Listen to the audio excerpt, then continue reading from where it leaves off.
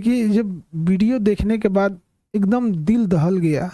किसी परिवार के लिए इससे कठिन दौर क्या आ सकता है। भगवान इस कठिन दौर से निकलने के लिए उनको सहन शक्ति दे। इतनी भयानक स्थिति और इतनी कठोर स्थिति में वो कैसे निकल पाएंगे लोग। इस घटना के बाद पता नहीं कैसे परिवार सहन करेगा इसको। इस कठिन दौर में हमारी संवेदना परिवार के साथ है। जब कभी आदमी ऐसी खबर सुनता है तो दिल बैठ जाता है। किसी के परिवार के साथ ऐसा ना हो, दुश्मन के परिवार के साथ भी ऐसा ना हो। हमारी पूरी संवेदना है परिवार के साथ। हमसे जो संभव हो सकेगा, हम अभी परिवार किसी बात करने की स्थिति में नहीं होगा।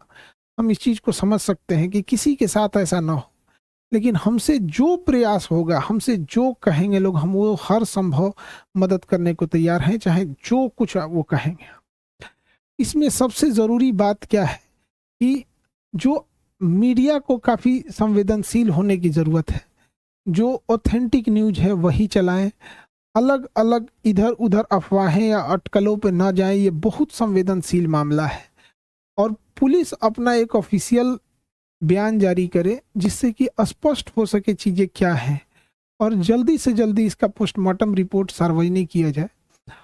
और सबसे ज्यादा जो अजीब सा चीज लग रहा है, ये कोइंसिडेंस, ये कैसे कोई तीसरा इंसान इसमें इन्वॉल्व लग रहा है। आखिर इतनी खतरनाक चीजें, इतनी अमानवीकृत कैसे कोई कर सकता है।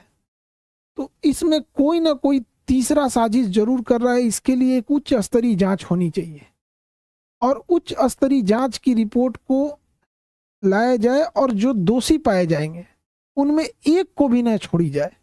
फांसी से नीचे इनकी कोई सजा नहीं होनी चाहिए। आखिर ऐसा किसने, अगर किसी ने इसमें इन्वॉल्व है तो।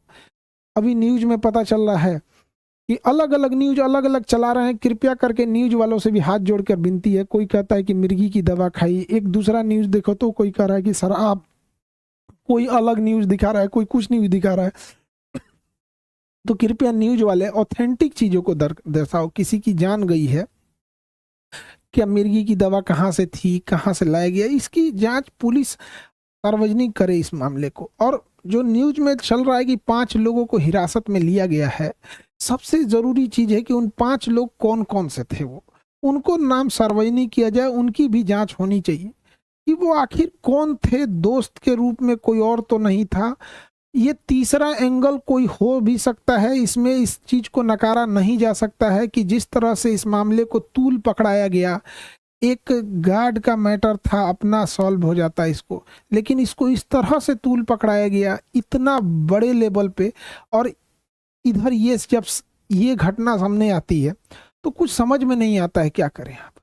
इतने कठिन परिस्थिति में पूरे लोगों को से भी विनती करते हैं कि परिवार का सहानुभूति रखें और इस बात पर जोर दें कि तीसरा एंगल पर जांच हो और जो लोग संदिग्ध, नेपाल ने किन 5 लोगों की गिरफ्तारी की है उनकी भी जांच होनी चाहिए और एक उच्च स्तरीय जांच बैठाकर जो भी दोषी पाए जाएंगे उनको फांसी से नीचे सजा नहीं होनी चाहिए।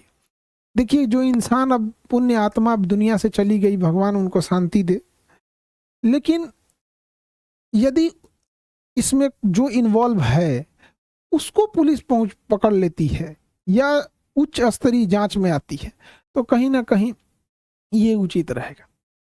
इस कठिन परिस्थिति से अजीब सा समय ले आ देता है। कभी कभी समय इंसान को ऐसे जगह लाके खड़ा करता है ना, जहां इंसान को कुछ समझ में नहीं आता है क्या हो रहा है। ये समय का चक्र किधर चल रहा है, कौन सी साजिश चल रही है, कौन कौन इसमें इन्वॉल्व हो रहा है, कौन तीसरा इंसान तो नहीं इन्वॉल्व हो रहा है। आखिर वो 5 लोग कौन थे और उसके साथ क्या कर रहे थे। उस पुण्य आत्मा के लिए श्रद्धांजलि देते हैं और इस कठिन परिस्थिति में मेरी संवेदना परिवार के साथ है। हमसे जो मदद हो सकेगा, हमसे जितना संभव हो सकेगा, हम उतना सहयोग करने को तैयार हैं। लेकिन सबसे जरूरी चीज है कि पुलिस को इसमें आके एक ऑफिशियल प्रेस विज्ञप्ति जारी करनी चाहिए और जल्दी से जल्दी जो रिपोर्ट है उसे सार्वजनिक करनी चाहिए ताकि चीज़ें सही दिशा में जाए।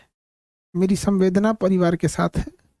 अब ऐसी परिस्थिति में इंसान को कुछ बोलना भी बड़ा अजीब सा लगता है कि क्या इंसान बोले, ऐसा समाज समय कहाँ ले आके खड़ा कर देता।